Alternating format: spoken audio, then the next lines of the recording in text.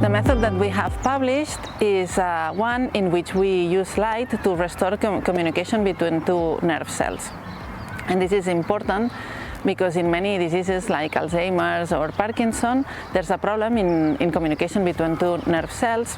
And the classical ways of addressing these disorders is using drugs, and we showed like there's also the possibility of using light to restore this communication. And we have done so using the worm Cyanorhabditis elegans, which is an animal model very useful, because we know a lot of its neuronal communication. So we had to go through different steps to generate our method. The first was the choice of the defect that we wanted to create, between which nerve cells we wanted to create this defect.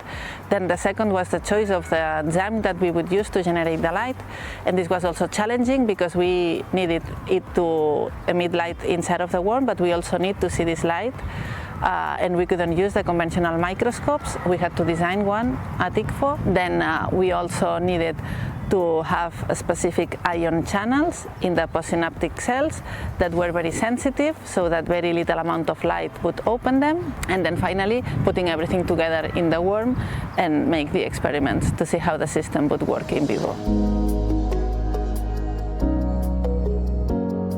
In previous experiments in which light was used to modulate the behavior, they had to use an external light source. And in our case, the light source is directly inside of the animal, because we have directed that particularly in the cell that we're interested in. With genetic engineering, we have coded for this enzyme, and we have introduced that in the worm.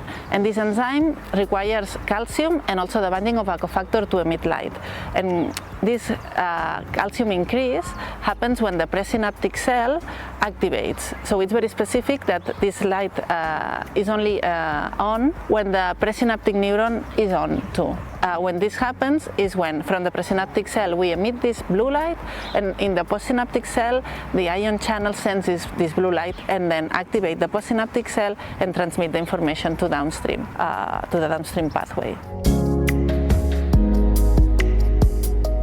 Bioluminescence is basically the production of light within the living organism. The normal way that you can see light in a research lab is that you use fluorescence. You basically encode fluorescent protein within the animal or the organism, whatever you're going to image, and then you use a laser, an external source of light.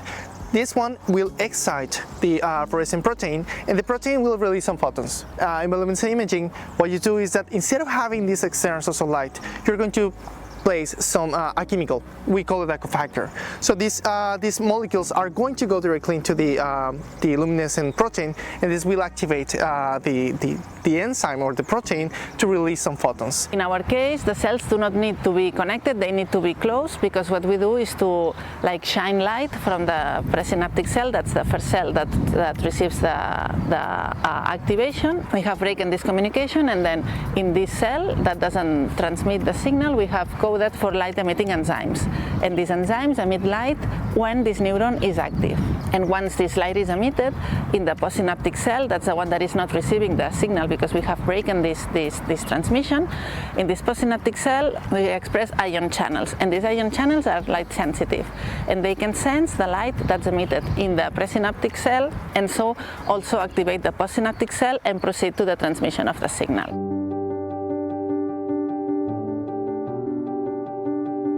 So one of the main challenges about this study was to actually acquire the photons that were coming from the neurons, right? So it was very difficult to acquire this very dim signal. How we solved it was to build our own scope, our own microscope, to be specific for these experiments.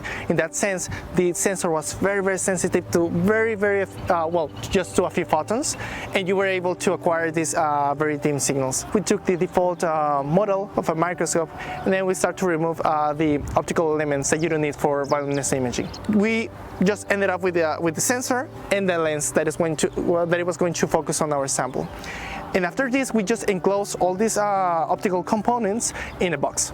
Basically, this was just to remove all the light and to try to decrease the noise that you have in your imaging. So that's it. A very sensitive sensor and a lens to focus your sample. We also use artificial intelligence in order to enhance the bioluminescent imaging. So one of the critical things for an organism in order to survive is intercellular communication. This is critical because it gives you the timing and the functions that that organism needs in order to survive. For example, in the brain, neurons communicate with each other with chemical neurotransmitters. In that sense, with some diseases like Alzheimer, this communication between neurons is being disrupted. In this study, we demonstrated that these chemical neurotransmitters can be actually replaced with light. In that way, you can overcome this malfunction in the neural circuits in order to the neurons to communicate again. Our method is an alternative to the classical therapies and methods that are used nowadays to restore communication or to treat diseases in which there is a failure in the communication. In this case, we use light. It's an alternative. Instead of using drugs or chemicals, we decided to use light, and we have seen that it works in vivo in a worm. So we think that it's possible to expand this. Of course, there's a lot of things to do, but it's like paving the way, for further developments and applications in the direction of neuronal communication, maybe in more complex cellular circuits or neuronal circuits.